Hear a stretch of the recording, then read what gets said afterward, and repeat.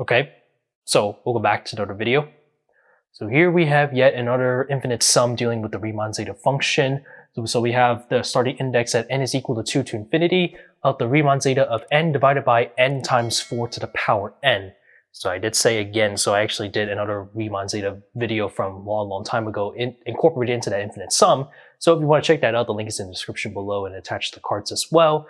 So this one's actually a little more of an easier, I don't know about if the word is easier, but it's actually, there's less to do compared to the other one that I did previously. So really, we only have some special functions we use, and we'll actually be specifically utilizing the Digamma function to incorporate evaluating this infinite sum. So nothing more needs to be said then, because it's really, the Digamma function is the important tool for evaluating this, infinite sum. So with that, let's actually just jump in. So we'll be actually using the Maclaurin series of the Digamma function that says the following. So we have psi of 1 plus x is just equal to negative lowercase gamma, that's the Euler-Mascheroni constant, subtract with the infinite sum, so with n is equal to 1 of the Riemann zeta at n plus 1, and then multiply with negative x quantity to the power n. So it doesn't look like much we can do on how we're supposed to evaluate this sum specifically, but let's actually, what we're going to do is let's actually change the index a bit. So of course I have negative lowercase gamma, so what I'll do is let's actually change it so that the starting index is at n is equal to 2. So now that'll be subtract the infinite sum, so n is equal to of, now that'll change that to the Riemann zeta of n, and then multiply with negative x to the power n subtract 1. So to fix this up even further, that this is negative x times, or to the power n, and then minus 1, so negative x to the power negative 1, I'll actually utilize that and put that outside of our infinite sum so it doesn't affect anything with the in respect to n. So in other words, that's the same thing as negative lowercase gamma, and so this is negative 1 divided by x outside of here, so that I'll change to a positive, so 1 plus x, then multiply with the infinite sum, n is equal to of the Riemann zeta of n, and then this is just negative x to the power n.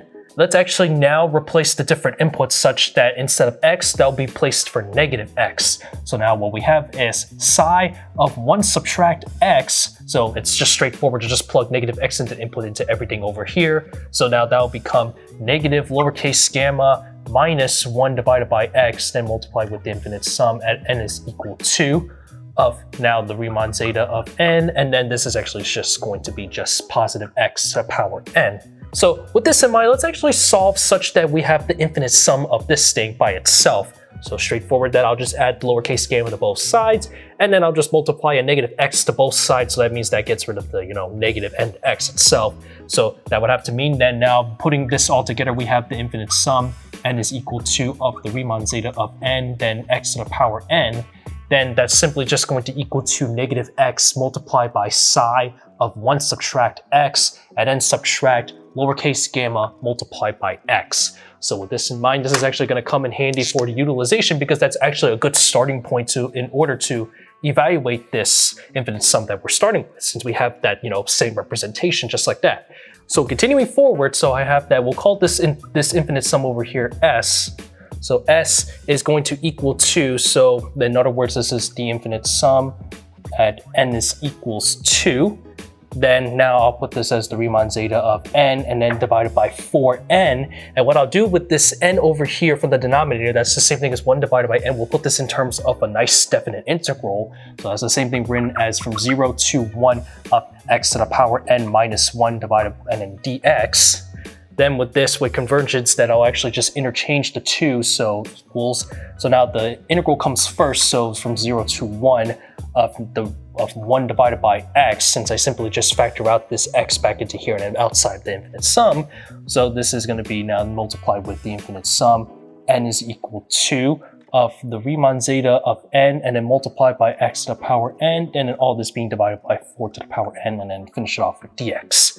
Now with this in mind, so we'll actually use this formula that we calculated over here, Riemann zeta n x to the power n is equal to this nice form over here. So we'll actually just place in the input that we have 4 divided by n, so aka x divided by 4, and we put this back together, so I have the integral from 0 to 1 of 1 divided by x, and then multiply with negative x divided by 4.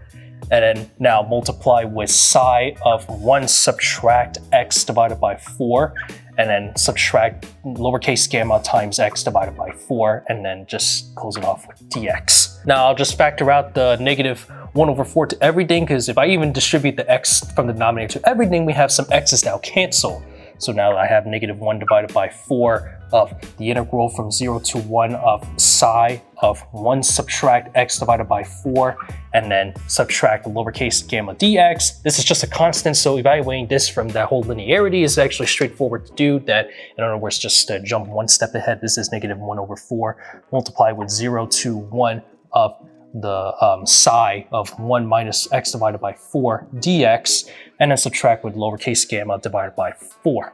So here's a little note to, put into a nice easier perspective on what we'll do next. So we know that the digamma of x is actually in definition the same thing as the derivative of the logarithm of the gamma function. Okay, and so with that in mind, you'll notice is that if we're actually going to evaluate this integral, negative 1 divided by 4, and then 0 to 1 of the digamma of 1 subtract x divided by 4, then dx, you'll notice that it actually follows that nice simple form. But to do this, because we have a different input that isn't looks as standard as you think, so what we'll do to continue forward is we're actually going to actually perform a u sub. So we'll let u equals 1 subtract x divided by 4, differentiate both sides, so du is equal to negative 1 divided by 4, then dx. Then what you'll notice is that by putting this all back together, so multiplied to negative 4, so that means that'll cancel from out here. We'll have our new bounds. So if I plug in 1, so that means I have 3 over 4. And if I plug in 0, I have 1 of now psi of, this is going to be u and then du. In other words, that we'll have to flip the bound. So this is negative. So this is going to be 3 over 4 in the bottom, and then 1 of psi of u du. Then of course, if I just integrate both sides, then that means that just gets rid of the differential, the d over dx, and we're just left with the negative gamma of x. So then our new s is going to be just the negative natural log of gamma of u, and then evaluate from our bounds to 3 over 4 to 1, and then don't forget to subtract the lowercase gamma divided by 4.